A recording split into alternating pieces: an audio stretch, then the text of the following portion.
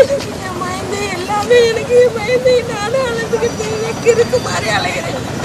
போலீஸ்கார கொண்டு போய் கேட்டால் தரேன் சொல்கிறேம்மான்னு சொல்கிறேன் தவிர ஒன்றும் சொல்ல மாட்டேங்கிறாங்க சார். எப்படியாவது என் மைண்டை கண்டுபிடிச்சி கொடுங்க சார். எப்படியாவது என் மைண்டை கண்டுபிடிச்சி மைண்டு கூட தெரியல சார். எப்படியாவது என் மைண்டை கண்டுபிடிச்சி கொடுங்க. இருக்கானா செத்தானான்னு கூட தெரியல. அப்போ நினச்சி நானும் ஸ்டேஷன் பூரா போய்கிட்டே இருக்கேன்.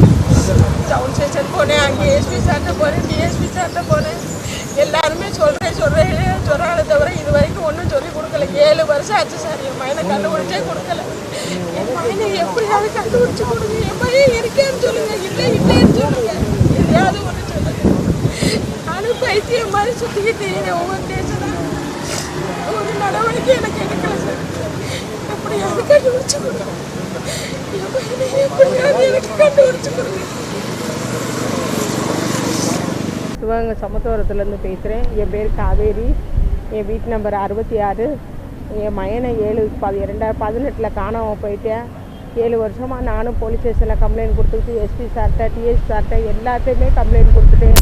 7 வருஷமாக கேட்டுட்டு வரேன். யாருமே எனக்கு கண்டுபிடிச்சி கொடுக்கல. இந்த தரமா உன் மயனை கண்டுபிடிக்கிறேன் தேடுறேன்னு சொல்கிறாங்களே தவிர ஒன்றுமே இது வரைக்கும் எந்த நடவடிக்கை எடுத்து கொடுக்கல சார். என் மயந்தே எனக்கு எல்லாமே எங்கள் வீட்டுக்காரையும் எடுத்து போயிட்டேன். அவனை வச்சுட்டேன் நான் வாழ்ந்துட்டு இருந்தேன். அவன் இப்போ காணா. என் மயனை எங்கே இருக்கேன்னு தெரியல. எப்படியாவது எனக்கு கண்டுபிடிச்சி கொடுங்க. என் வாழ்வாதாரமே அதுங்க. அவனை காணோம்னு நான் தேடிட்டு இருக்கேன். 7 வருஷமாக அந்த தமிழக அரசு எனக்கு கண்டுபிடிச்சி என் மயனை கொடுக்க உயிரோடு இருக்கானா இறந்து போயிட்டாரான்னு கூட எனக்கு தெரியல சார். தெரியாமல் நான் தவிச்சுக்கிட்டு இருக்கேன். தயவு செய்து என் மயனை எப்படியாவது எனக்கு கண்டுபிடிச்சி கொடுங்க. கண்டுபிடிச்சி கொடுங்க. பேருமா?